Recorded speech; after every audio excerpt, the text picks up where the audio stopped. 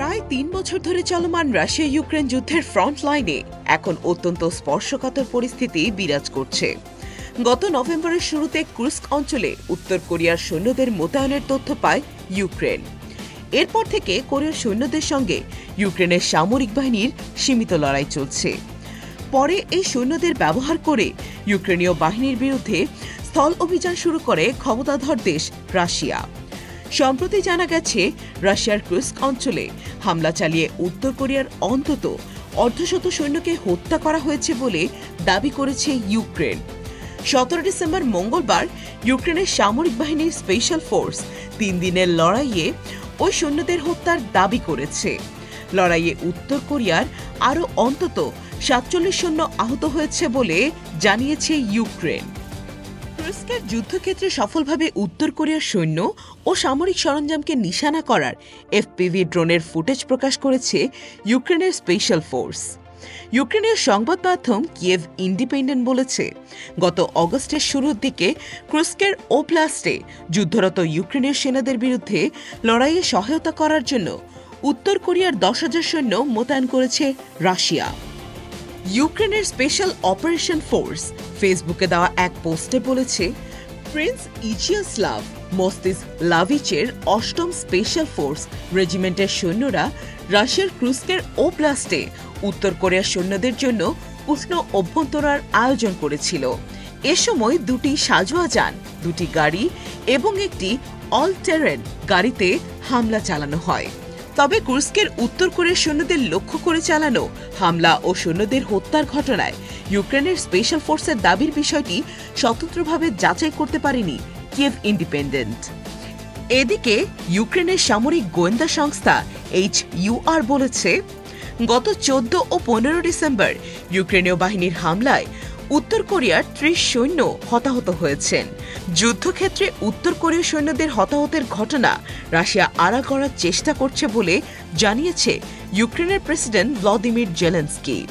এই কারণে উত্তর কোরিয়ার সৈন্য ও সামরিক যানবাহনের ক্ষয়ক্ষতির পূর্ণাঙ্গ পরিসংখ্যান পাওয়া কঠিন হতে পারে বলে মন্তব্য করেছেন তিনি।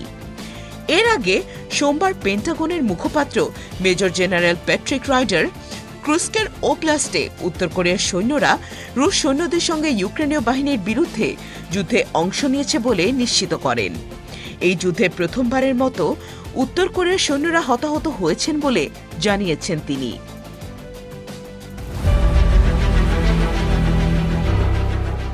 সিরিয়ায় বিদ্রোহী যোদ্ধাদের হাতে স্বৈরশাসক বাশার আল আসাদ সরকারের পতনের পর তিনি রাশিয়া পালিয়ে যান।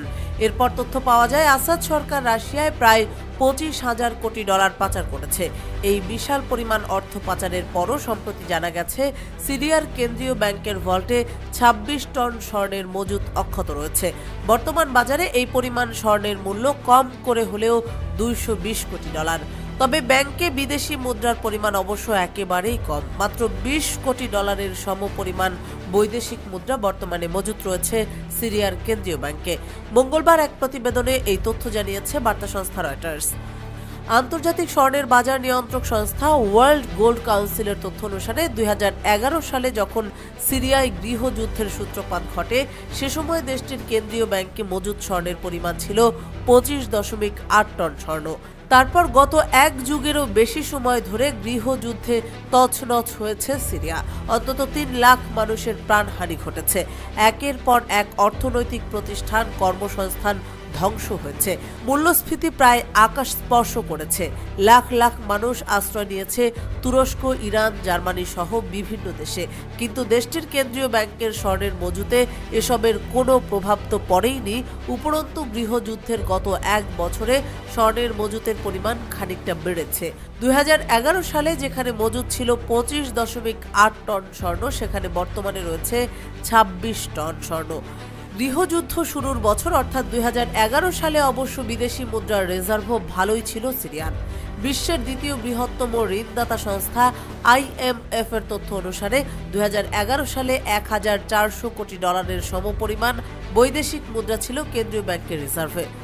উল্লেখ্য যে 2011 সালে গৃহযুদ্ধ শুরুর পর থেকে IMF, বিশ্বব্যাংক ও অন্যান্য আন্তর্জাতিক অর্থনৈতিক প্রতিষ্ঠানকে দেশের অর্থনীতি সংক্রান্ত যাবতীয় তথ্য প্রদান করা বন্ধ করে দেয় বাশার আল আসাদের নেতৃত্বাধীন সরকার।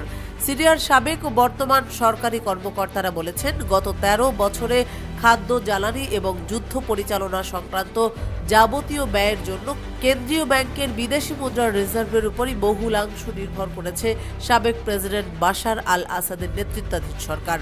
নগদ মুদ্রার রিজার্ভ কমে যাওয়ার প্রধান কারণ এটি। গত ৮ ডিসেম্বর বাশার রাশিয়ায় পালিয়ে যাওয়ার পর সাবেক বিদ্রোহীদের নেতৃত্বাধীন নতুন সরকার দেশটির সম্পদের হিসাব নেওয়া শুরু করে। সেই কাজ এখনও শেষ হয়নি। সরকার পতনের মুহূর্তে কিছু বিক্ষোভকারী সিরিয়ার কেন্দ্রীয় ব্যাংক লুট করে কিছু সিরীয় পাউন্ড হাতিয়ে নিয়েছিল, তবে তারা ব্যাংকের প্রধান ভল্ট ভাঙতে পারেনি, তাই মজুত করা সোনা লুট করতে পারেনি।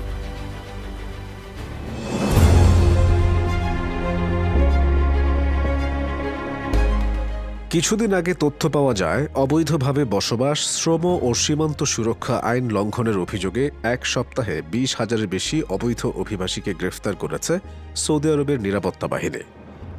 এই তথ্য বিশ্বজুড়ে রীতিমতো সাড়া ফেলে দেয়। এবার জানা গেছে, মধ্যপ্রাচ্যের মরুর দেশ সৌদি আরব প্রতিদিন ৪,০০০ থেকে ৬,০০০ বাংলাদেশিকে ভিসা দিচ্ছে। দেশটির সরকারি কর্মকর্তাদের বরাত দিয়ে এক প্রতিবেদনে এ তথ্য জানিয়েছে গালফ নিউজ। এটি একটি রেকর্ড, কেননা বাংলাদেশের অভ্যুদয়ের পর গত ৫৩ বছরের কোনো বছরে প্রতিদিন এত সংখ্যক বাংলাদেশিকে ভিসা প্রদান করেনি সৌদি। সরকারি সূত্রে জানা গেছে, গত মাসে ৮৩,০০০ বাংলাদেশিকে কর্ম ভিসায় প্রবেশের অনুমতি দিয়েছে সৌদি সরকার। এটিও রেকর্ড, কারণ এর আগে কখনোই এক মাসে এত সংখ্যক বাংলাদেশিকে কর্ম ভিসায় প্রবেশের অনুমতি দেয়নি দেশটি। সৌদি আরবের ক্রাউন প্রিন্স ও প্রধানমন্ত্রী মোহাম্মদ বিন সালমান জ্বালানি তেলের উপর নির্ভরতা কমিয়ে দেশের অর্থনীতিকে বহুমুখী করে তুলতে ভিশন ২০৩০ প্ল্যান নামের দীর্ঘমেয়াদী একটি পরিকল্পনা গ্রহণ করেছেন। তার এর লক্ষ্যমাত্রা শেষ হবে ২০৩০ সালে। নির্ধারিত সময়ের মধ্যে লক্ষ্যমাত্রা অর্জন করতে তাই বিমানবন্দর, রেলপথ সহ বিভিন্ন অবকাঠামো ও ভবন সংশ্লিষ্ট নির্মাণ কাজ ব্যাপকভাবে চলছে দেশটিতে। তাছাড়া আগামী ২০৩৪ সালের ফিফা বিশ্বকাপ ফুটবল টুর্নামেন্টের আসর বসবে সৌদিতে। দেশটির বিভিন্ন এলাকায় ফুটবল স্টেডিয়াম এবং এ সংক্রান্ত স্থাপনা নির্মাণের কাজ শুরু হয়ে গেছে ইতোমধ্যেই। এসব কাজের জন্য প্রচুর কর্মী প্রয়োজন দেশটির। সৌদি সরকারের এক কর্মকর্তা জানিয়েছেন, বন্ধুপ্রতিম বাংলাদেশের প্রতি শুভেচ্ছা ও সৌজন্যতাবশত এদেশের কর্মীদের জন্য দুয়ার খুলেছে দেশটি। এতে দুদেশের সম্পর্ক আরও দৃঢ় হবে বলে মনে করছে। এদিকে সৌদি আরবের শ্রমশক্তির একটি বড় অংশ বাংলাদেশ থেকে আসছে। বাংলাদেশের প্রতি সৌদি আরবের আন্তরিকতার উদাহরণস্বরূপ সম্প্রতি দেশটি ৩৭২ টন মাংস উপহার স্বরূপ প্রদান করেছে। বাংলাদেশের পররাষ্ট্র মন্ত্রণালয়ের তথ্য অনুযায়ী এই মাংস দেশের ৬৪টি জেলার ৯৫টি অঞ্চলে এতিমখানা, ধর্মীয় শিক্ষা প্রতিষ্ঠান এবং দরিদ্র জনগোষ্ঠীর মধ্যে বিতরণ করা হবে। বাংলাদেশ ও সৌদি আরবের এই সহযোগিতা উভয় দেশের জন্যই ফলপ্রসূ। বাংলাদেশ প্রতি বছর বিপুল সংখ্যক শ্রমিক রফতানি করে বৈদেশিক মুদ্রা অর্জন করছে, যা দেশের অর্থনীতিকে শক্তিশালী করছে। অন্যদিকে সৌদি আরব তাদের উন্নয়ন প্রকল্প ও আন্তর্জাতিক ইভেন্টগুলোর জন্য প্রয়োজনীয় শ্রমশক্তি পাচ্ছে।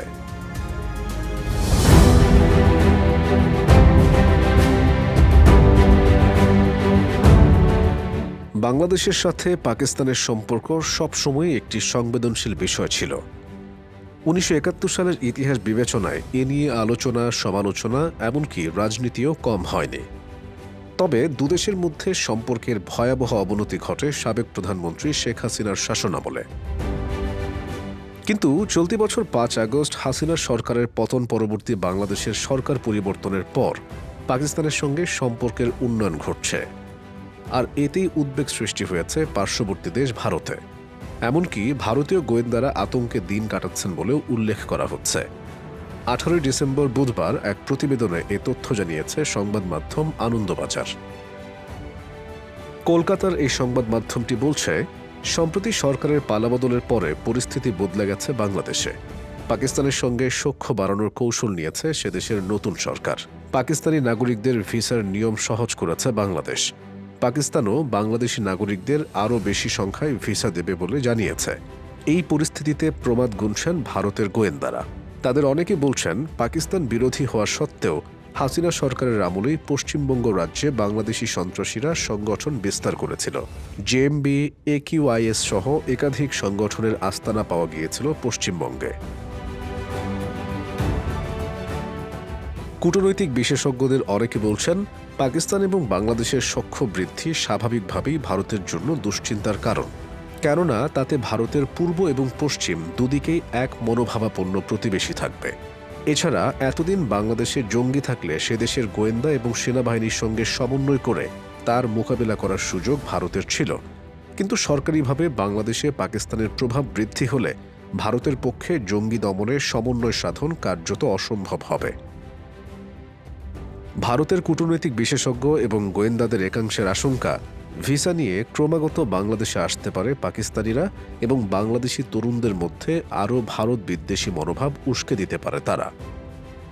ভারতীয় গোয়েন্দাদের একাংশ এটিও বলছেন, ভারত পাকিস্তান সীমান্তে BSF থাকে, নিয়ন্ত্রণ রেখায় মোতায়েন থাকে সেনাবাহিনী, স্পর্শকাতর দেশ হওয়ায় নজরদারিও অনেক বেশি, কিন্তু বাংলাদেশ সীমান্তে উত্তেজনা কম থাকায় এবং ভৌগোলিক কারণে নজরদারি তুলনামূলক কম। যদিও গোয়েন্দাদের অনেকে বলছেন, সাম্প্রতিক পালাবদলের পরে বাংলাদেশ সীমান্তে নজরদারি অনেক বাড়ানো হয়েছে, তাই সীমান্ত পাড়ি দিয়ে কারো প্রবেশ করা অতটা সহজ নাও হতে পারে। তবে এরই মধ্যে পশ্চিমবঙ্গ রাজ্যে জাল পাসপোর্ট ও সরকারি পরিচয়পত্র তৈরির একটি চক্র ধরা পড়েছে, আর সেটিও চিন্তা বাড়িয়েছে গোয়েন্দাদের।